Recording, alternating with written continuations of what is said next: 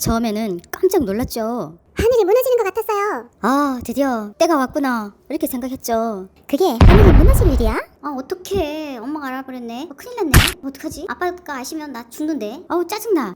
진짜 잘하면 안 걸릴 수 있었는데 뭐라 그러지? 진짜.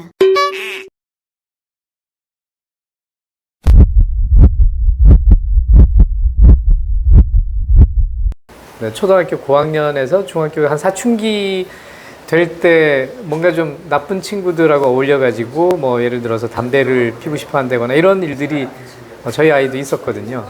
그 좋은 환경을 바꿔주는 거, 그게 사실은 제일 좋은 방법이라고 생각을 합니다. 그래서 전혀 다른 환경에다가 아이를 놓아둘 수 있다면, 예를 들어서 지금 안 좋은 분위기에서 그 다른 쪽으로 이사를 간다거나 좋은 친구들을 만날 수 있는 곳으로 옮긴다거나, 이게 제일 좋은 방법인데 그거가 누구한테나 쉬운 건 아닐 것 같아요. 근데 저는 그렇게 했어요. 저도 그때 할 수 없는 상황임에도 불구하고 아이를 위해서 무리를 해서 다른 곳으로 옮겨서 아이가 다시 새롭게 친구들을 사귀고 좋은 친구들 속에서 공부할 수 있게 했거든요. 그렇게 해서 그 시기를 넘길 수 있었고, 아이가 전혀 다른 모습으로 바뀌더라고요. 저는 아이가 일탈 행동을 할 때는 먼저 그것을 반응하는 그런 모습이 좀 중요한 것 같아요. 그러니까 아이가 이제 그런 행동을 한다고 해서 이렇게 큰일 났다라거나 이런 반응을 보이면 아이들이 마음을 딱 닫고 숨어버리거든요. 그러니까 이제 아이의 눈높이에 맞춰서 그런 거 얼마든지 있을 수 있다라는 그런 포용력 있는 것들을 마음을 좀 먼저 열어놓고 아이가 그냥 진짜 얘기할 수 있도록. 그래서 어머, 너 그렇게 담배 경험해봤구나. 엄마도 옛날에 그런 거 좀 궁금했었는데, 그러면서 아이가 좀 말을 할 수 있는 그런 분위기를 좀 만들어줘서 아이가 어떤 마음으로 그런 걸 했는지, 그래서 그때 재밌었어? 뭐 이렇게 얘기를 하고, 그리고 그 다음에 이제 엄마 생각을 좀 조곤조곤 얘기하는 게 좋을 것 같아요.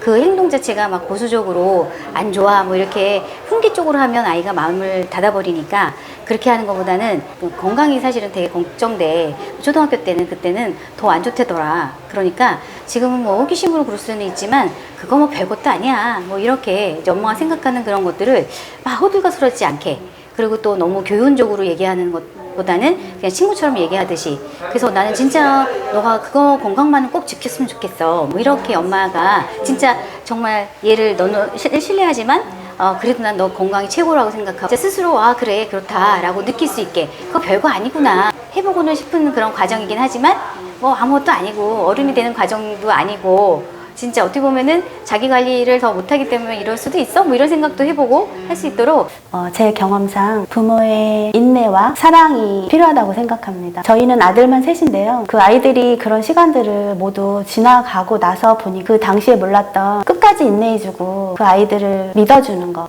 그것이 가장 중요하다고 생각하고, 그 아이들에게 현재 필요한 것이 무엇인지를 적용시켜주는 것도 가장 좋다고 생각해요. 제 아이는 자동차 엔지니어를 초등학교 4학년 때부터 꿈꿨었는데, 그런 문제가 일어났을 때 자동차에 집중적으로 배울 수 있는 환경을 알아봐주고 배울 수 있는 장을 열어줬거든요. 지금은 정비사 자격증을 따고 한 단계 위에 있는 그 레벨로 준비를 하고 있어요. 그 아이들이 그 어릴 때 자기가 꿈을 가지고 있는 비전 어떻게 풀어가야 될지를 전혀 모르기 때문에 부모님들이 관심사를 돌려줘서 그 아이들이 도전을 할 수 있는 새로운 동기부여가 되고 전환점이 된다면 굉장히 좋은 추억이나 전환점이 될 거라고 생각합니다. 호기심으로 시작했다가 아이들이 공부를 포기하고 일탈하는 가장 뚜렷한 동기 중 1순위는 부모님과의 갈등이라고 합니다. 어린 시절 아이들에게는 세상의 전부였던 부모님이 사라지거나 불안해지면 그 불안한 마음을 친구에게 의존하게 되고, 그때부터 일탈이 가속화되는 것 같아요. 또 가장 좋았던 기억도 역시 어린 시절 부모님과의 여행이라고 합니다. 그래서 저는 아들이 중1 여름 방학이 되었을 때 아들, 딸과 함께 도보 여행을 다녀왔어요. 울산에서부터 강원도 고성까지 일주일간의 여행이었는데, 시골에 버스를 타기도 하고 기차를 타기도 하면서 걸을 수 있는 곳은 걸어서 다녔죠. 특히 동해안은 예쁜 길이 굉장히 많잖아요. 그래서 아무 생각 없이 걷기도 하고, 때로 끊임없이 대화를 했던 적도 있었고요.